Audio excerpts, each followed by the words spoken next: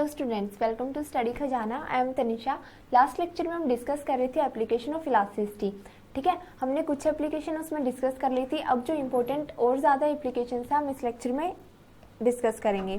ठीक है, तो मेनली क्या है इसमें, ठीक है, तो सबसे ज़्यादा जब हम मेटल की इलास्टिसिटी की वजह से, हमें पता है मेटल का और आयरन का यूज किस में होता है, ब्रिजेस बनाने के लिए भी होता है। ठीक है, ब्रिज वगैरह बनाने में सबसे ज़्यादा यूज़ मेटल्स का होता है, रोड वगैरह बनाने में, घर बनाने में, बिल्डिंग्स बनाने में। ठीक है, तो मेनली बट जो हमारी होती है उसमें सपोर्ट होता है, जैसे बिल्डिंग वगैरह में आयरन का सपोर्ट होता है, किसके साथ, कंक्रीट, ब्रिक्स और जो और भी सारी चीज़ें हो जाती है, सीमेंट वगैरह, उनसे इनका सपोर्ट रहता है। ठीक है, वो अंदर होती है। बट हमें पता है आयरन उसमें इतना, देखो अब हम घर में रह रहे हैं, हम ह्यूमन बींग्स ही रह रहे हैं, बिल्डिंग वगैरह में ह्यूमन बींग रहते हैं, तो इतना ज़्यादा वेट नहीं पड़ता है। ठीक है, बट आप ब्रिजेस पे देखो, ब्रिज जब पार किए जाते हैं तो कितने सारे व्हीकल्स उन पे से जाते हैं, व्हीकल्स में भी प्लस लोड होता है। ठीक है, ट्रक वगैरह होते हैं, ट्रक्स में कितना लोड होता है। ठीक है, तो अगर वो ब्रिजेस टूटते क्यों नहीं हैं, है तो वो आयरन के ही है ना, तो वो क्यों लगाए जाते हैं। जैसे ब्रिजेस जल्दी भी टूट जाते हैं, कोई मतलब ब्रिजेस नहीं, कोई आयरन कहीं पे भी लगाया जाता है तो वो टूट जाता है रस्टिंग वगैरह की वजह से। बट वहाँ के आयरन में ऐसा क्या फ़र्क होता है जो वो टूटते नहीं हैं। ठीक है, मेनली क्या है, हमें पता है आयरन सेम होता है, वो चाहे हमारा किसी भी चीज़ में हो, डोर्स वगैरह बनाने वाला आयरन हो या फिर ब्रिज वगैरह बनाने वाला आयरन हो, आयरन सेम है, वो अपने ओर से मेटलर्जी के थ्रू सेम आता है। ठीक है, तो मेनली वो होल ऑफ द वर्ल्ड में भी सेम है, जो वैल्यूज आयरन की हमारे यहाँ पे है वही किसी और देश में भी होगी। ठीक है, तो मेनली वही आयरन जब कहीं टूट जाता है वो ब्रिजेस वगैरह में क्यों नहीं टूटता है। ठीक है, तो यहाँ जो मेन फैक्ट होता है उसका ब्रिजेस वगैरह में जो आयरन की स्ट्रेंथ यूज़ करने का, वो हम इलास्टिक लिमिट से ही लेते हैं। कहाँ हमें कितना ज़्यादा आयरन लगाना है, किसकी थिकनेस कितनी रखनी है, लेंथ कितनी रखनी है, डेप्थ कितनी रखनी है, ऊपर जो रॉप्स बांधी जाती है ब्रिजेस पे वो कितनी बांधनी है।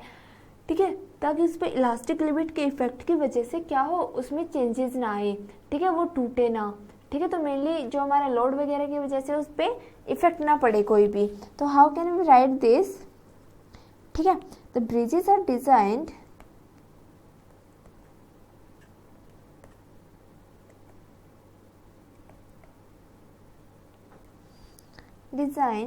इन such a way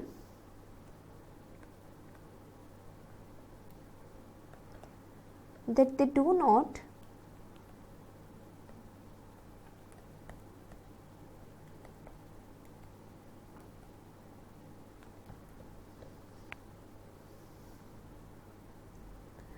bend much or break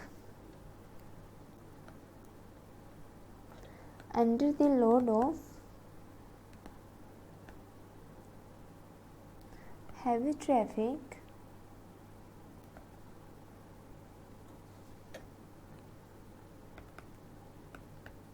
force of strongly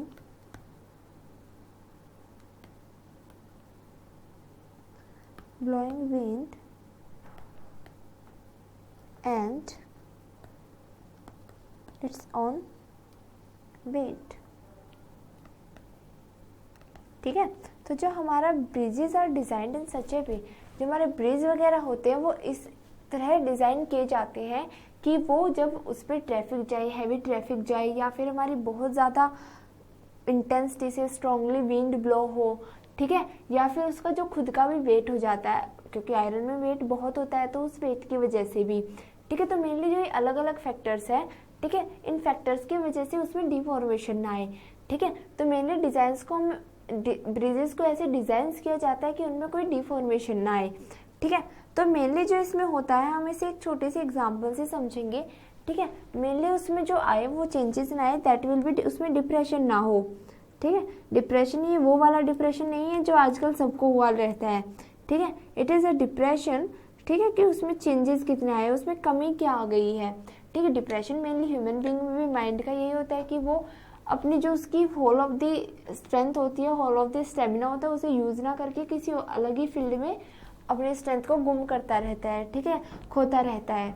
ठीक है, तो मेनली डिप्रेशन भी हमारा क्या होता है कि हमारे जो वायर में डिप्रेशन आ जाए, इट मीन्स वो स्लोली स्लोली टूटने लगे। ठीक है, डिप्रेशन की वजह से ह्यूमन बीइंग भी क्या होता है, वो टूटने लगता है। ठीक है, तो यहाँ पे भी जो डिप्रेशन है उसके वजह से क्या होता है, जो मेनली वायर्स वगैरह टूटे ना। ठीक है, तो जो हमारा डिप्रेशन होता है, अगर मैं लो L and B are the dimension of length and breadth of wire, length and breadth of bridge, B क्या लो, B लो मैं D लो मैं डेप्थ। ठीक है, जैसे कितना ज़्यादा वो वायर हमने, मतलब कितना ज़्यादा उसकी जो वायर की है, ठीक है, जो मेनली हमारी उसकी डेप्थ आप समझ सकते हो कि कितना ज़्यादा गहरा है वो ब्रिज, कितना ज़्यादा हमने वो दबाया है नीचे। ठीक है, डेप्थ हमारी वो होती है। वाई जो हमारे मटेरियल यूज़ हुआ है उसका यंग्स मॉडुलस,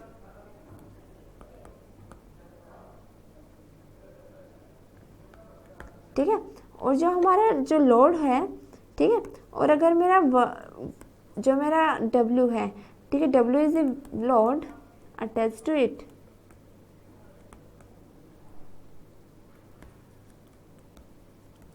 ठीक है,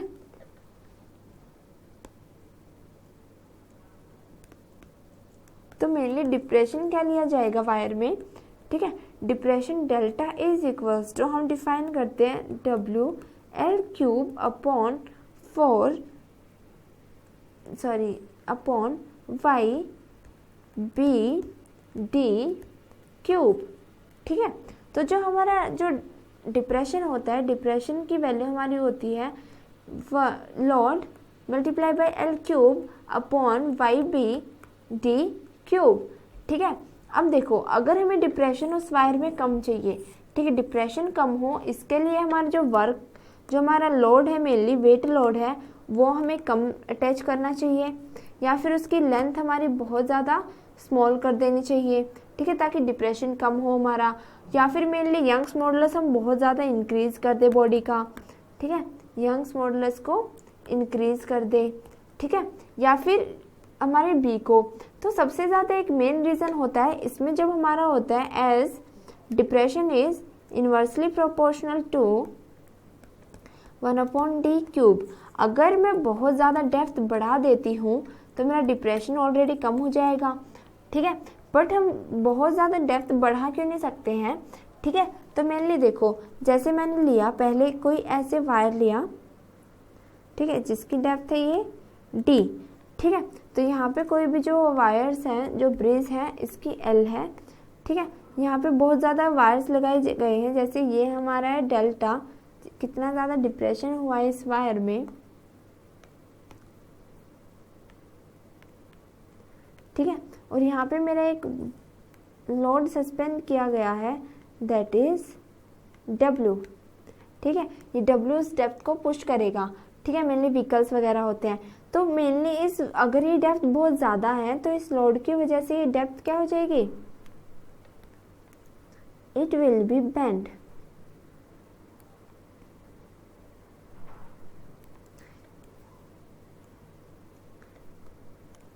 ठीक है, ये क्या हो जाएगी, ऐसे बेंड हो जाएगी।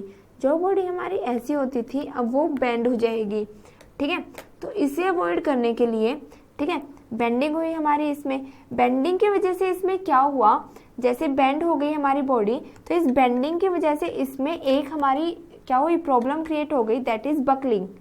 इसे हम बोलते हैं बकलिंग। अगर हम बहुत ज़्यादा डेप्थ इंक्रीज कर देंगे और अगर इस पे से मास लगेगा, ठीक है, वेट हमारा इस पे से लगेगा व्हीकल्स वगैरह का या कोई भी बॉडी वगैरह का, तो इस वेट की वजह से हमारी जो डेप्थ है वो बेंड हो जाएगी। ठीक है, डेप्थ हो जाएगी बेंड, तो here a problem arise, that is buckling. ठीक है, तो इस बकलिंग प्रॉब्लम को हम अवॉइड करने के लिए क्या कर सकते हैं, इसमें हम आई शेप की का जो मटेरियल है उसकी डेप्थ ऐसे यूज करेंगे। ठीक है, इसे ऐसे यूज करेंगे, इस शेप की हम डेप्थ यूज करेंगे, इसलिए जो पिलर्स वगैरह होते हैं हम हमारे ऐसे होते हैं। ठीक है, ताकि जो वेट लगे उससे ये बेंड ना हो। ठीक है, वो अपनी इलास्टिसिटी प्रॉपर्टी शो ना करें। ठीक है, तो मेनली हमारे जो पिलर्स वगैरह होते हैं इस प्रॉपर्टी के लगाए जाते हैं, इस तरह के लगाए जाते हैं। ठीक है, तो इसलिए ब्रिजेस में इसका हमारा ऐसे यूज होता है। ठीक है, तो किससे, इलास्टिसिटी की वजह से हमें समझ आया कि हाँ हमें पिलर्स आई शेप के लगाने चाहिए। ठीक है। तो अब इसी से आता है बेटा, इससे आता है हमारा इलास्टिसिटी की वजह से जो माउंटेन्स की हाइट होती है हमारी, ठीक है, जो मेनली माउंटेन्स की हाइट होती है वो कितनी हो सकती है, मैक्सिमम हाइट माउंटेन्स की हमारी अर्थ पे कितनी ज़्यादा जा सकती है। ठीक है, तो ये कैसे करेंगे हम, जैसे हमने एक छोटी सी अप्रोच ली है, ठीक है, ये देखो इसे हम वैसे सिंपली ऐसे लिख भी सकते हैं, maximum height of a mountain on earth can be estimated from the elastic behavior of earth।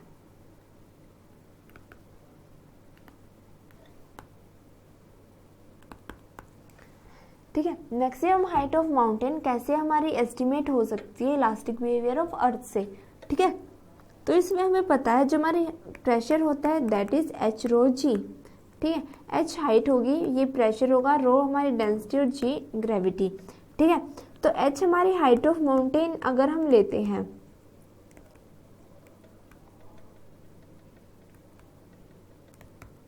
ठीक है, और rho of density of a material of mountain हमारी अप्रोक्सीमेटली कितनी होती है, 3 × 10⁻³ किलोग्राम पर मीटर क्यूब। ठीक है, जो डेंसिटी होती है हमारी ये होती है।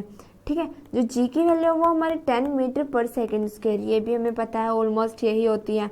ठीक है, तो जो हमारी टिपिकल वैल्यू होती है, ठीक है, जो अगर हम सॉल्व करेंगे इन्हें, पी जो होता है देखो एच रो जी, वो किससे कम होगा, 3 × 10⁻³ मल्टीप्लाई बाय 3 × 10⁸। ठीक है, जो प्रेशर होता है वो मैक्सिमम कितना लगता है, स्ट्रेस हम मैक्सिमम 3 × 10⁸ लगा सकते हैं। ठीक है, तो इसे जब सॉल्व करेंगे तो एच हमारा लेस आता है 3 × 10⁸ अपॉन रो जी। ठीक है, तो इसमें जब आप वैल्यूज पुट करोगे H is less than 10⁴ metre. ठीक है, तो जो हमारी एच है वो 10⁴ मीटर से कम आनी चाहिए, इट मीन्स 10,000 से कम आनी चाहिए। ठीक है, इसलिए देखो अब मैक्सिमम हाइट हमारी माउंटेन्स की जितनी कितनी होगी अर्थ पे, वो होगी मैक्सिमम 10,000 से ज़्यादा जाने का कोई चांस ही नहीं है, 10,000 तक जा सकती है। अब हमें भी पता है जो मैक्सिमम हाइट है हमारी माउंट एवरेस्ट की, माउंट एवरेस्ट सबसे लंबी चोटी है हमारी किसकी, वर्ल्ड की। ठीक है, तो उसकी हाइट कितनी है, 8,448। ठीक है, 8,048, हमें पता है ये किससे 10⁴ से लेस है। ठीक है, तो इसलिए इलास्टिक प्रॉपर्टी ऑफ अर्थ की वजह से इसकी हाइट किससे 8,448 से अबव नहीं गई। ठीक है, एक हमारे इसकी थर्ड प्रॉपर्टी हम ये भी लेते हैं। ठीक है, जो होलो शाफ्ट होता है हमारा, a hollow shaft is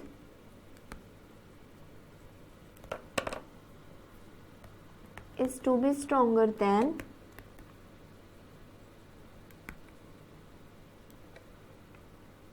solid shaft made of same equal material। ठीक है, सेम इक्वल मटेरियल के बनाए गए हैं अगर हमारा एक होलो और सॉलिड शाफ्ट, तो जो सॉलिड होलो शाफ्ट होगा वो हमारा ग्रेटर होगा किसके, सॉलिड शाफ्ट के। ठीक है, मेनली आपने अपने मतलब जो मेनली जो आटा पीसने वाली चक्कियाँ वगैरह होती है तो इसमें शाफ्ट यूज होते हैं।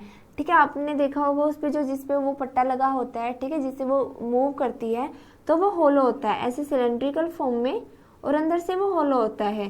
ठीक है, उसे उन्होंने फिल क्यों नहीं किया है, तो मेनली जो होलो शाफ्ट होता है वो ज़्यादा स्ट्रॉन्गर होता है, जिसकी वजह से वायर की जो इलास्टिसिटी है वो बढ़ जाती है। या आप कैसे करेंगे, जैसे कोई टो लगी, ठीक है, मूवमेंट की वजह से जो फोर्स लगेगा वो टॉर्क लगेगा। ठीक है, तो किसी भी उसको बॉडी को मूव कराने के लिए यहाँ पे टॉर्क की ज़रूरत होगी। ठीक है, the torque is required to produce twist.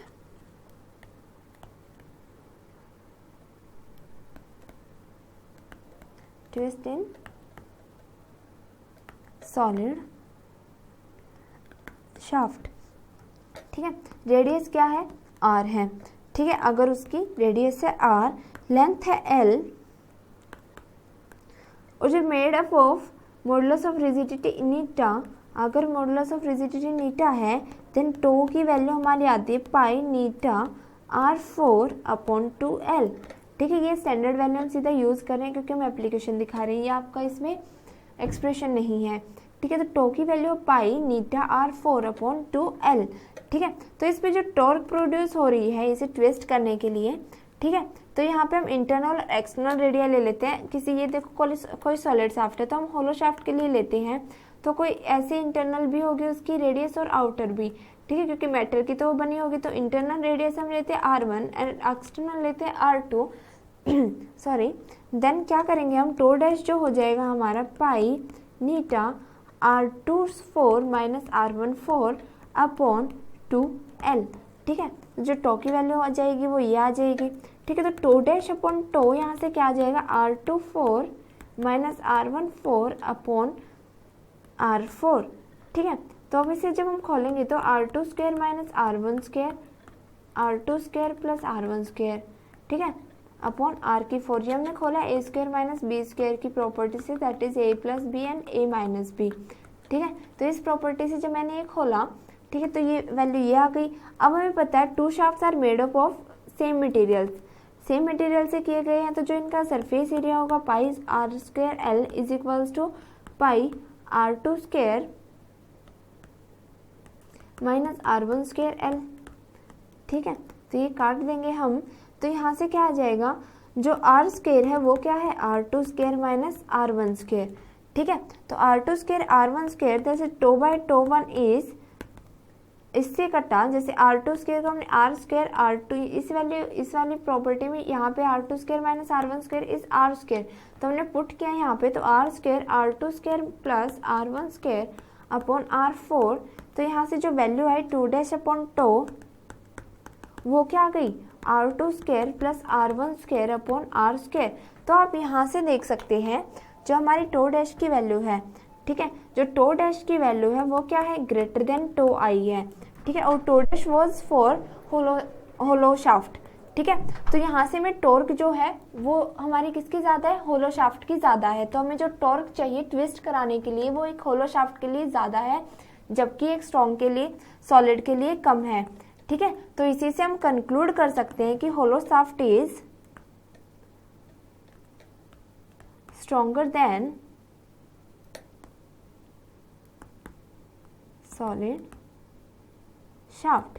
ठीक है, तो ये यहीं तक हमारी एप्लीकेशन थी इलास्टिसिटी की। अब हम नेक्स्ट लेक्चर में अलग से कुछ प्रॉपर्टीज पढ़ेंगे। Thank you so much.